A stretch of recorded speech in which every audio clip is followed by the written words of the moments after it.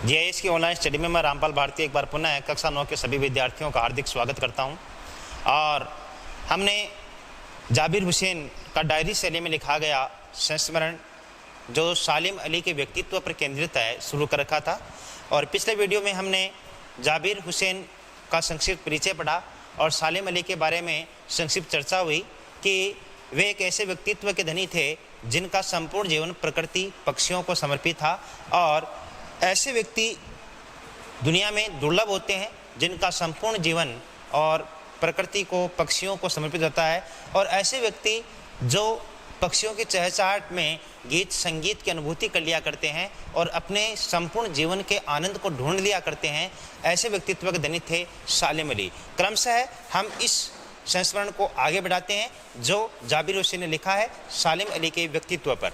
आगे उन जैसा बर्ड वाचर शायद ही कोई हुआ हो, लेकिन एकांत क्षणों में सालिम अली बिना दूरबीन भी देखे गए हैं। दूर क्षितिज तक फैली जमीन और झुके आसमान को छूने वाले उनकी नज़रों में कुछ वैसा ही जादू था जो प्रकृति को अपने घेरे में बांध लेता है। सालिम अली उन लोगों में थे जो प्रकृति के प्रभाव में आने की बजाय प्रकृति को अपने प्रभाव में लाने के कायल होते हैं। बहुत इंपॉर्टेंट लाइन लिखी है कि सालिम अली उन लोगों में थे जो प्रकृति के प्रभाव में आने के बजाय प्रकृति को अपने प्रभाव में लाने के कायल होते हैं। का मतलब है कि सालिम अली एक ऐसे व्यक्तित्व के धनी थे जो प्रकृति के अनुसार ढलना जानते थे।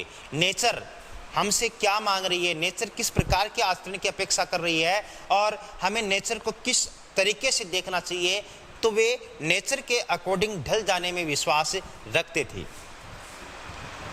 उनके लिए प्रकृति में हर तरफ एक हंसती खेलती रहस्य भरी दुनिया पसरी थी। यह दुनिया उन्होंने बड़ी मेहनत से अपने लिए गढ़ी थी।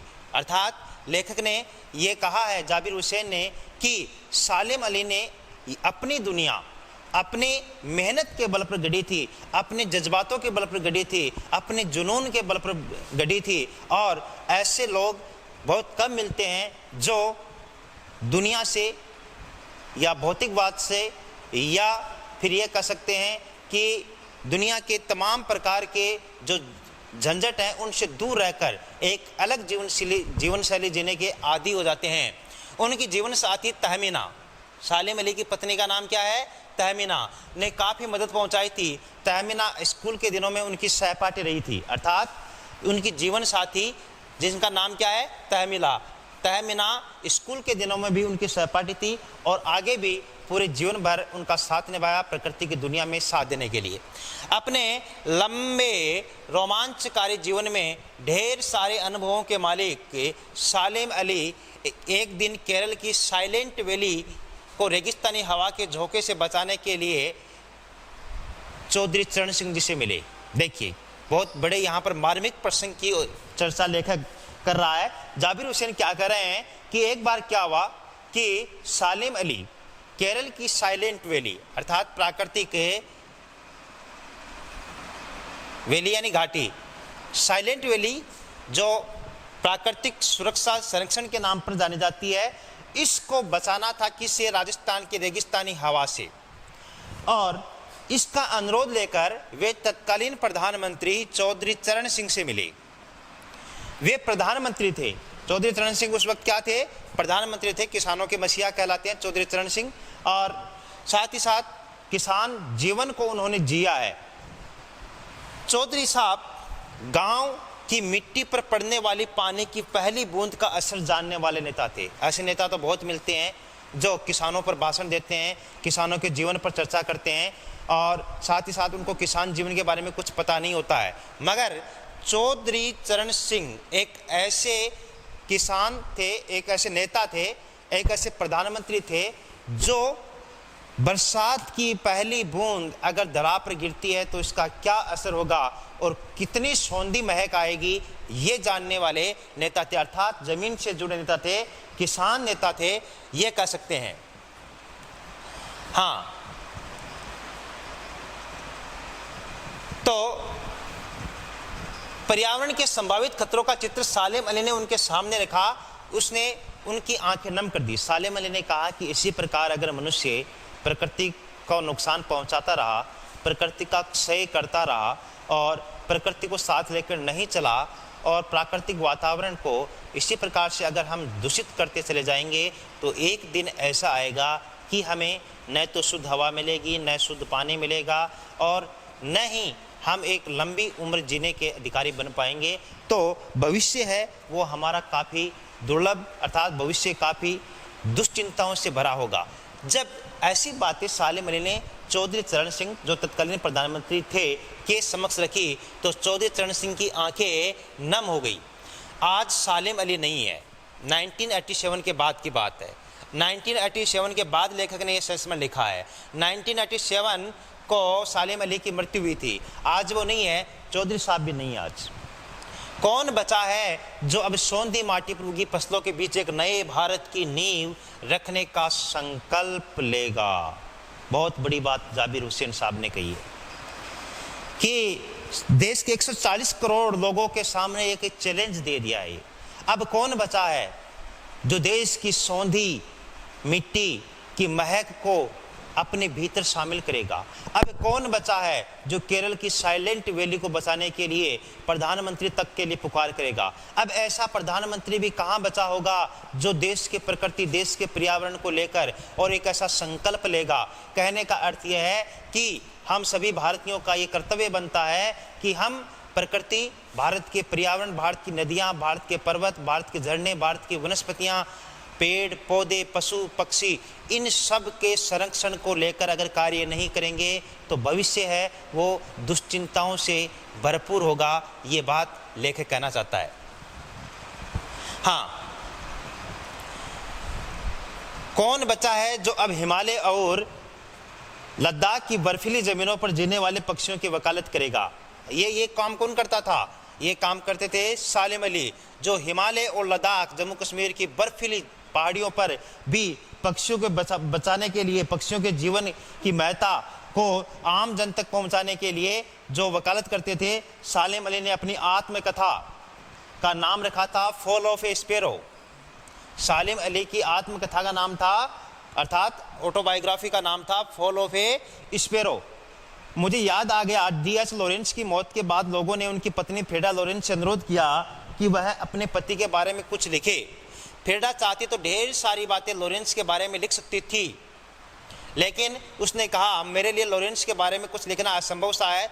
मुझे महसूस होता है कि मेरी छत पर बैठने वाली गौरैया लॉरेंस के बारे में ढेर सारी बातें जानती है। देखिए, D.H. लॉरेंस जिस प्रकार सालेम अली भारत के प्रसिद्ध पक्षी वैज्ञानिक रहे हैं, वैसे ही D.H. लॉरेंस भी पक्षी वैज्ञानिक रहे हैं, एक लेखक भी रहे हैं, एक उपन्यासकार भी रहे हैं। उनका संपूर्ण जीवन पक्षियों को समर्पित था और सालेम अली की भांति ही उन्होंने जीवन में कभी भी कुछ चाहा नहीं, सिर्फ प्रकृति की रक्षा को ही अपने जीवन का ध्येय माना। तो यहाँ पर क्या कहा है कि जब D.H. लॉरेंस की मृत्यु हुई तो कुछ साक्षात्कार लेने वाले लोग, इंटरव्यूज लेने वाले लोग उनके घर गए और उनकी पत्नी से अनुरोध किया कि वे D.H. लॉरेंस के बारे में कुछ बताए।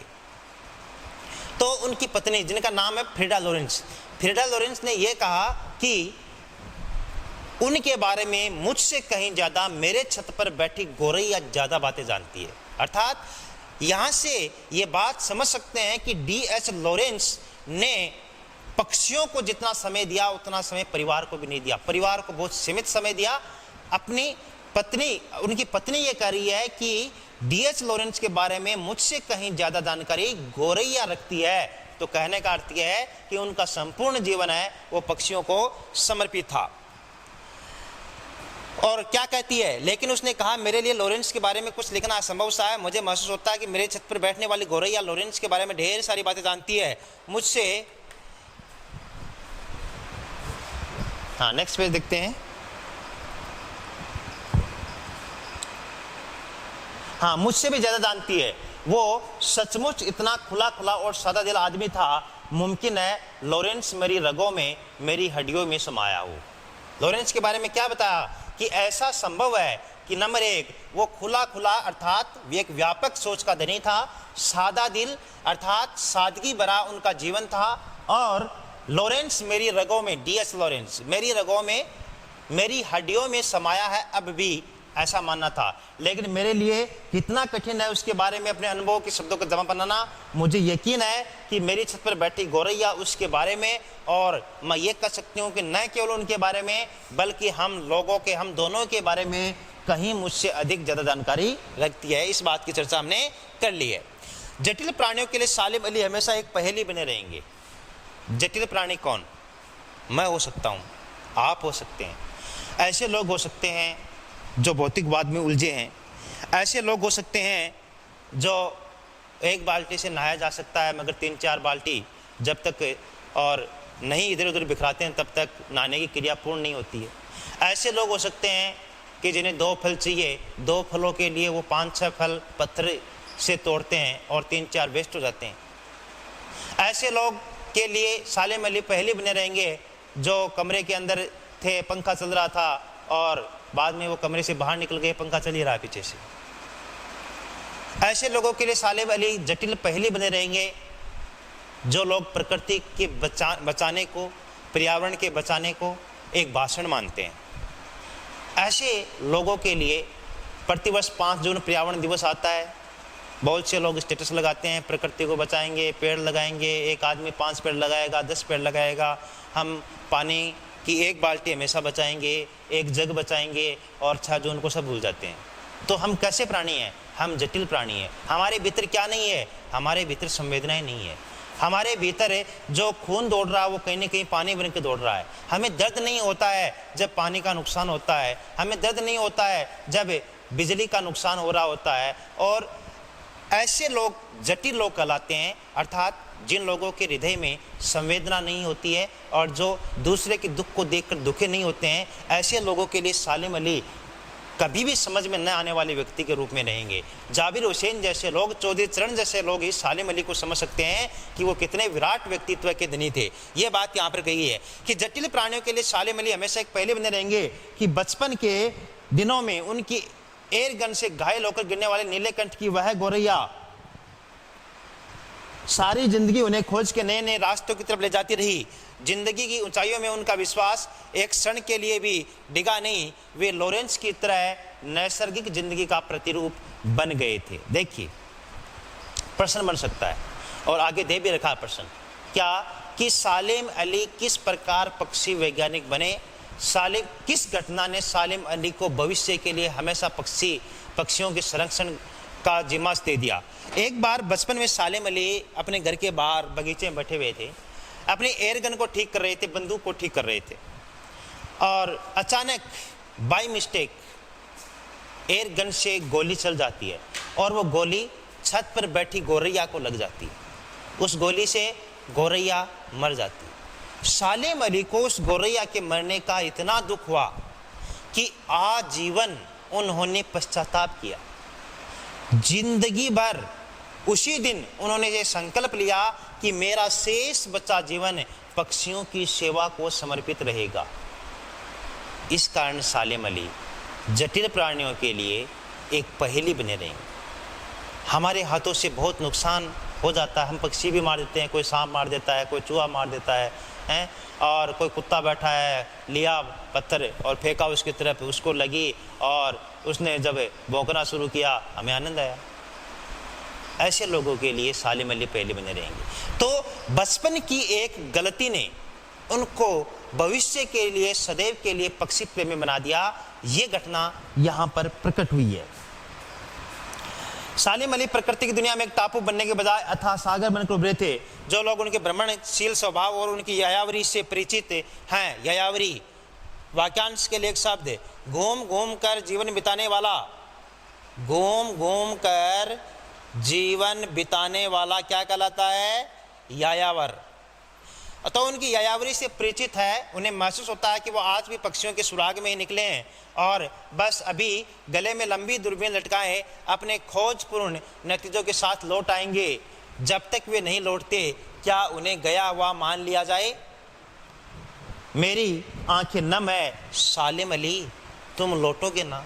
अर्थात कि जब तक सालिम अली पुनः किसी पक्षी प्रेमी के रूप में इस धरा पर नहीं लौटते तब तक क्या उन्हें गया हुआ मान लिया जाए? लेखक कहता मुझे उम्मीद है भारत के लोगों से कि कोई न कोई सालिम अली बनकर दिखाएगा, कोई न कोई सालिम अली की तरह पक्षियों के जीवन को बचाने की वकालत करेगा, कोई न कोई सालिम अली की तरह अपने भीतर संवेदनाएं लेकर इस दरा पर घूमेगा कि मैं देश की नदियां, देश के पहाड़, देश के पर्वत, देश की वनस्पतियां, देश की प्रकृति और देश के झरने आदि को बचाने का संकल्प लूं, पक्षियों को, पशुओं को बचाने का संकल्प लूं, तब जाकर मेरा संकल्प पूर्ण हो। कभी न कभी ऐसा दिन आएगा, लेखक का ऐसा मानना है। तो संभवतः पाठ पूरा हो गया है अपना, ये यहीं तक है। तो कहने का मतलब है कि प्रस्तुत, जिसका विधा क्या है, डायरी शैली में लिखा गया संस्मरण। प्रस्तुत संस्मरण के माध्यम से हमने सालिम अली के व्यक्तित्व पर प्रकाश डाला है। प्रकाश किसने डाला है? लेखक जाबिर हुसैन ने, जिनका जन्म कब हुआ? 1945। कहाँ? नालंदा, बिहार, नौनही गांव में, और अंग्रेजी के प्राध्यापक थे आप। आपने, आपकी प्रमुख रचनाएं मानी जाती है डोला बेबी का मज़ार, और साथ ही साथ जाबिर हुसैन एक ऐसे व्यक्तित्व के धनी हैं जिनका जीवन संघर्षरत रहा और उनकी कलम संघर्षशील व्यक्तियों पर रही, जिनमें एक हैं सालिम अली। और 1987 को सालिम अली की मृत्यु के तुरंत बाद डायरी शैली में लिखा गया यह संस्मरण है, और इस संस्मरण में उन्होंने सालिम अली के जीवन पर विस्तार से प्रकाश डाला है। साथ ही साथ ये भी बताया है कि उन जैसा व्यक्तित्व, उन जैसा बर्ड वॉचर शायद ही कोई हो। सालिम अली के साथ साथ लेखक ने D.H. लॉरेंस की चर्चा की है, जो प्रसिद्ध पक्षी वैज्ञानिक थे, और D.H. लॉरेंस इस प्रकार के व्यक्तित्व के धनी थे कि उनकी पत्नी फ्रेडा लॉरेंस से एक बार किसी ने पूछा कि उनके बारे में कुछ बताएं ताकि हम कुछ उनके बारे में लिख सकें। तो फ्रेडा लॉरेंस ये बताती हैं कि उनके बारे में, मेरे छत पर बैठी गौरैया कहीं मुझसे ज़्यादा जानकारी रखती है। तो कहने का अर्थ यह है कि सालिम अली जैसे लोग, D.H. लॉरेंस जैसे लोग, फ्रेडा लॉरेंस जैसे लोग, चौधरी चरण सिंह जैसे लोग, जो देश की मिट्टी की सौंधी महक को जानने वाले हैं, जो धरती से जुड़े व्यक्ति हैं, जो प्रकृति की दुनिया से जुड़े लोग हैं, और प्रकृति की दुनिया के वे टापू हैं जो सदैव के लिए स्मृतियों में रहेंगे, ऐसे लोगों पर हमें गर्व होना चाहिए। और प्रस्तुत संस्मरण से हम ये सीखें कि सालिम अली तो हम नहीं बन सकते, मगर अगर सालिम अली की तरह 10%, 15% योगदान भी प्रकृति को बचाने का दे, तो हम एक इतने भारतीय, 140 करोड़ भारतीय हैं, अगर एक व्यक्ति एक लीटर पानी भी बचाए तो 140 करोड़ लीटर पानी हम बचा सकते हैं, बहुत बड़ी मात्रा में बच सकता है। अगर हम पशु पक्षियों के लिए पानी की व्यवस्था करें, उनको हम बिना मतलब में परेशान न करें, तो भी हम देश की प्रकृति को बचाने में अहम योगदान दे सकते हैं। क्योंकि ये जो पारिस्थितिकी संतुलन है वो एक टिका हुआ है कि इस सृष्टि में, इस प्रकृति में अगर पक्षियों की कुछ प्रजातियां लुप्त हो जाएंगी तो पारिस्थितिकी संतुलन है वो बिगड़ जाएगा। इसलिए हमें चाहिए कि पारिस्थितिकी संतुलन बिगड़े नहीं।